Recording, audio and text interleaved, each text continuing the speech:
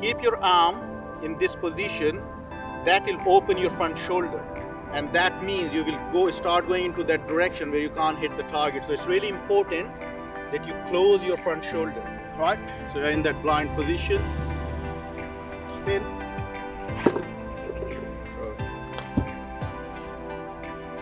Again. Spin. So every time when we're throwing to make an impact. And it's really important area that even if you don't score runs or if you don't get wickets, you can always make an impact. And you can always create chances for your team by good fielding. So throwing is a very important part. So we will talk about overarm throw today. So it's literally just like when we are bowling, we have two fingers and a thumb we use, but this time we use it cross seam. So the reason we don't want to throw with the seam, so the ball swings and it's harder for the keeper and the bowler to collect. So every time when we pick up the ball, we feel it in our hands and we turn it into a cross seam position. The second important point is when we pull it, we're going to talk about the position, but when we pull it, now look, my hand is turning in that position where the ball is facing opposite me where I'm throwing. So rather than I keep the ball is in this position, I turn it back. So from there, so cross grip, and when you pull it, the ball should be facing backwards. Now the second important point, which is the most important point, that where your hand should be when you pull the trigger. So when we pull the ball, if your arm goes high, and when I throw it, now I start leaning on my left, and that's natural, you can practice it. Every time I pull my hand and try to throw it, my body or my weight start going on left hand side. So that's why it's really important that our arm doesn't go too high.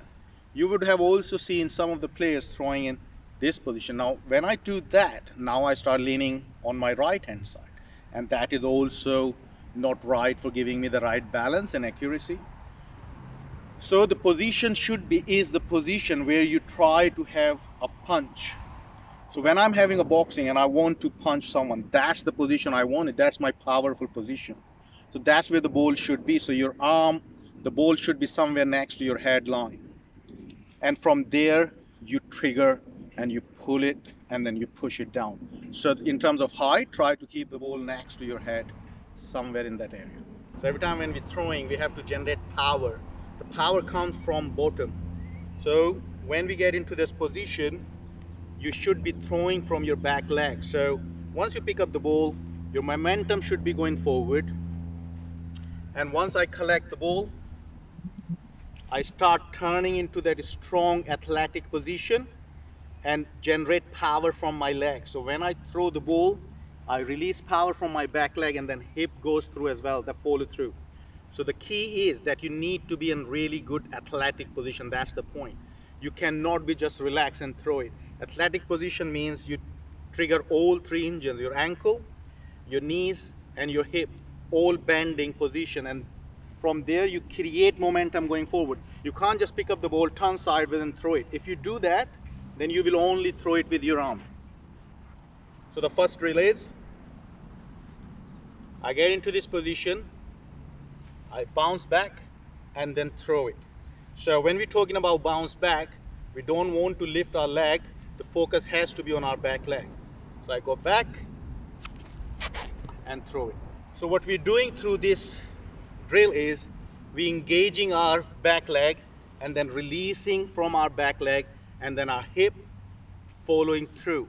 Now again, when I get into this position, now look where my arm is, what my head position is, and then how I release the ball. Now the second more important thing is obviously your front arm.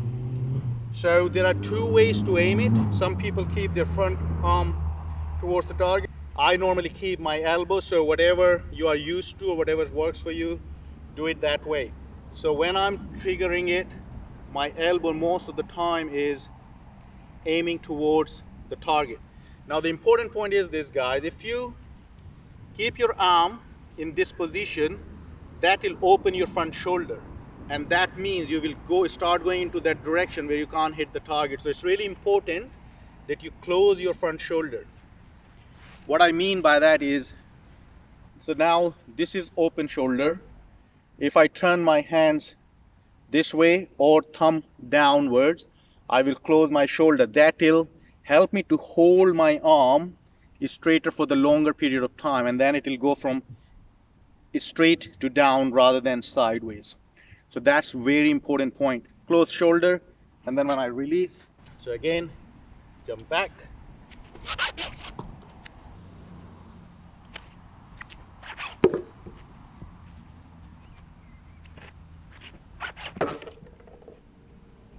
I'm going to move back, then move forward, and then throw. So again, working on my core, working on athleticism, working on the balance, and then throwing. So focus will be the same again. Really good athletic position, engaging your legs, your hip, and your shoulder. So I bounce back, bounce forward, and throw.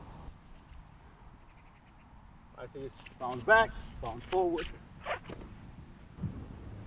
back, forward, throw. Bounce back, bounce forward, back, forward. So the whole idea is to creating momentum towards your target. So that's the number 2. Sometime you must have noticed that when you're under pressure, you have to throw the ball without looking at the target. So the third drill is, I start from this blind position, spin back, and then throw. So again, when we're spinning, we just don't want to turn and then throw it. We have to make it as realistic as possible, as quick as possible. Spinning your shoulder quickly will help you to spin your hip quickly, and that will also allow you to throw quicker. So watch, good athletic position, spin, back. Then again, spin, back. Right, so you're in that blind position, spin,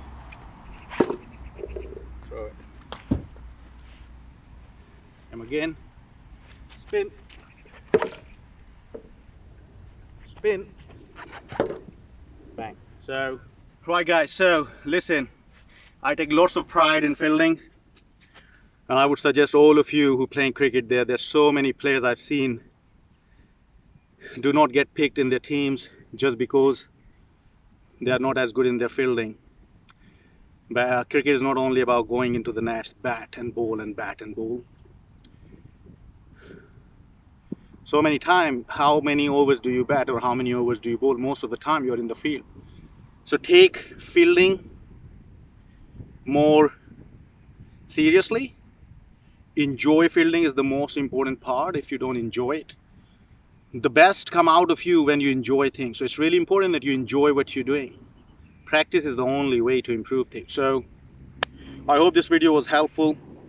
Keep watching Cricket with Nav, guys, and like the video if you think it's a good video, so more people can watch it, and subscribe the channel if you haven't subscribed yet. Right, I'll see you soon in my next video.